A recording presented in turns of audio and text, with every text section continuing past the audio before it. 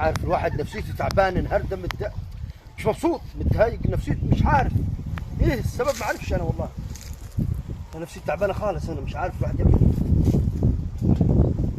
ادهم ادهم لا حاجة انت اسفت نفسيتي تعبانه ادهم.